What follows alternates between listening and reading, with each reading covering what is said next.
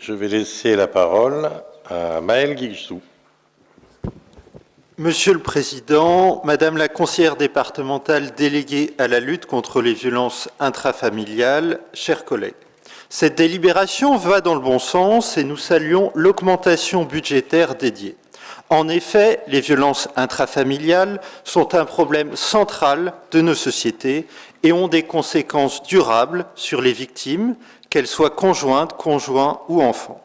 Il est fondamental de prendre en charge, y compris par l'obligation de soins et l'éloignement du domicile, les auteurs de violences. C'est bien à eux de quitter le logement et non à la victime et ses enfants, comme c'est encore trop souvent le cas aujourd'hui.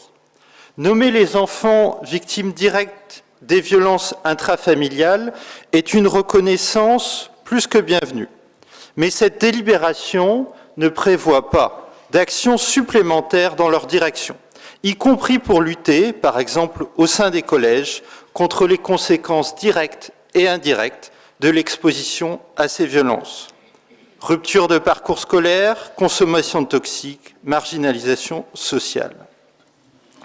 Le financement de l'association Carado est une bonne chose, mais pour un montant réduit de 6 000 € et focalisé sur les seuls adolescents. Quid des 1000 premiers jours de la vie d'un enfant? Comment le département coordonne la question des violences remontées via les équipes des PMI? La convention de partenariat avec le SDIS et pour le financement et la mise en réseau des intervenants sociaux en gendarmerie et commissariat est également une bonne avancée. Or, l'expérience a montré que l'accueil et l'accompagnement dans les commissariats peuvent être défaillants. Apprenons des erreurs pour avancer. Concernant le renforcement du partenariat avec l'association Solfa, cette action est évidemment nécessaire et va permettre de renforcer son équipe éducative et psychologique face à la demande croissante de prise en charge de ces enfants, accueillis par le centre de consultation Bruno Enfant et soutenir la parentalité des femmes victimes.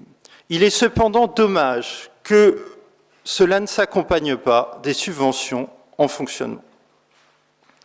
Aujourd'hui, par ailleurs, nous manquons avant tout de logements et d'hébergements d'urgence spécifiques dans notre département, notamment en milieu rural, comme Anne Nicolas-Jacques l'avait rappelé dans son intervention sur le rapport Égalité hommes-femmes. Le département se prévaut de son rôle d'équilibre du territoire. Il serait donc légitime d'assurer la présence d'hébergements d'urgence suffisants dans des territoires comme le Cambrésis. Concernant l'expérimentation de la direction territoriale de prévention et d'action sociale de Valenciennes d'un RSA d'urgence pour les femmes victimes de violences conjugales et sous dépendance financière de leurs conjoints, la dynamique est globalement positive. Cependant, il est déjà possible de désolidariser un RSA attribué à un couple. Le groupe écologiste aurait préféré la mise en place d'une aide spécifique comme les AMAS, à l'ensemble des femmes victimes de violences, quelle que soit leur situation administrative. Enfin, concernant les coachs emploi, nous sommes sceptiques. L'insertion professionnelle ne doit pas intervenir en premier lieu. Le plus urgent reste bien évidemment la mise à l'abri et un temps de reconstruction psychique et physique qui nécessite un accompagnement parfois très long, et ceci avant de penser à l'insertion professionnelle. Les coachs emploi peuvent se retrouver dépourvus face à cette situation de violence vécue s'ils n'ont pas été formés préalablement. De plus, un grand nombre de femmes victimes de violences sont déjà très actives, notamment dans des activités relevant de l'économie informelle.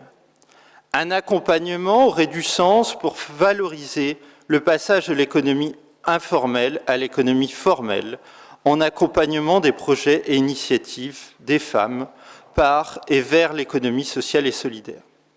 Sur le fond, et comme cela a été mentionné par mes collègues, Au-delà des actions décrites dans cette délibération, nous sommes interpellés par l'absence de mise en perspective du besoin de formation à l'interne des personnels du département à ces enjeux.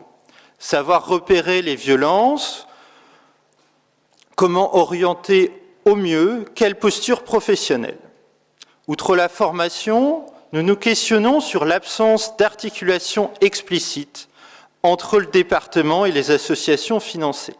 Comment les services du département promeuvent cette politique, notamment dans les UTPS. Nous voterons bien évidemment pour cette délibération, car elle constitue une avancée, notamment budgétaire. Cependant, une politique ambitieuse de lutte contre les violences intrafamiliales va nécessiter obligatoirement une augmentation du budget dans les prochains mois et les prochaines années. Et nous partageons également l'idée du groupe PCF d'un groupe de travail sur ces questions. Je vous remercie.